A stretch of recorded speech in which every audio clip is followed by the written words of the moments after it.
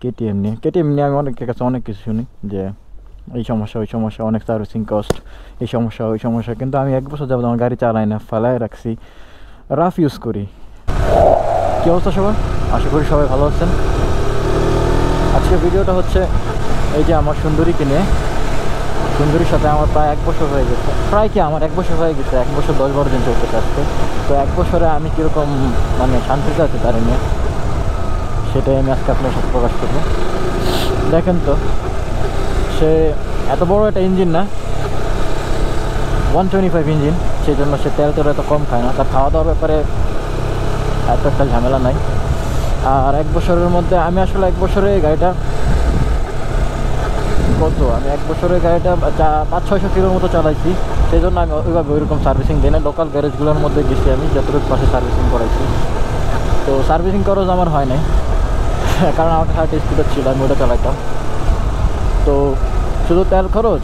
আর আমি engine oil 1 বছরে change করছি 2 বার, কারণ আমার চালানো হয় না গাড়ি। ভাই আমি কি ইঞ্জিন অয়েল চেঞ্জ করবো? আমি ইঞ্জিন অয়েল চেঞ্জ করার জন্য নিয়ে যাই গাড়ি বারবার। তো আমার মেকানিক বলে যে না, এটা তো নতুন ইঞ্জিন অয়েল, এটা চেঞ্জ করার কোনো কিছু নাই। যে যাই হোক, ওভারঅল 1 বছরে সে এত সুন্দর লুক, তার এত সুন্দরী, তো আমার পকেট ওইরকমভাবে ফাঁকা করে নাই।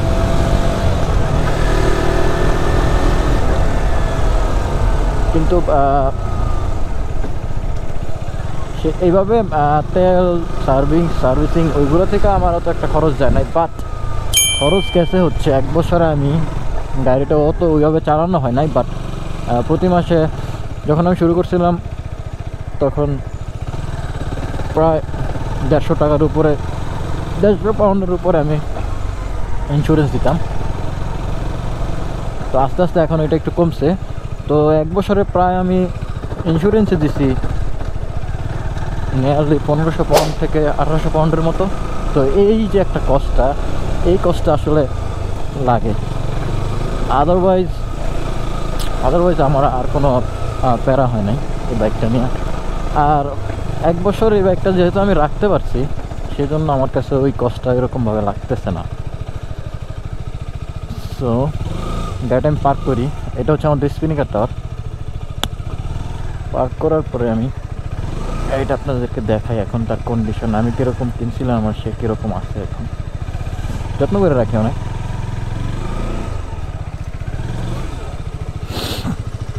সবসময় ধুইয়া মুইছা কভারের মধ্যে রাখি, সো সে সবসময় ওয়ার্ম থাকে। চলেন গাড়ির লুকটা দেখেন কী অবস্থায় আছে সে। এই তো আমার গাড়ি। ও, যতবারই দেখি ততবারই প্রেমে পড়ে যাই। মাশাআল্লাহ,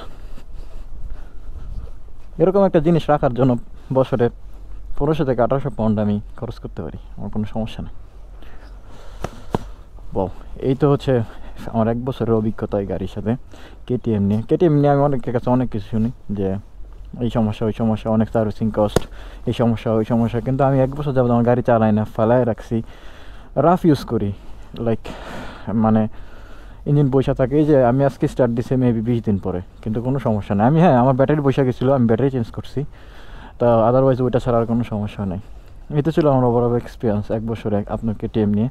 আপনার যদি কারো কাছে কেটিএম থাকে, আমার ভিডিও দেখেন, তাহলে অবশ্যই ভিডিও নিচে কমেন্ট করবেন। আর আপনার বলবেন এটা কোন জায়গার কেটিএম, কারণ কেটিএম ইন্ডিয়ান হয়, কেটিএম অস্ট্রিয়ান হয়। আমারটা হচ্ছে অস্ট্রিয়ান কেটিএম। তো সবাই সুস্থ থাকবেন, ভালো থাকবেন, নেক্সট ভিডিওর জন্য অপেক্ষা করবেন। আল্লাহ হাফিজ।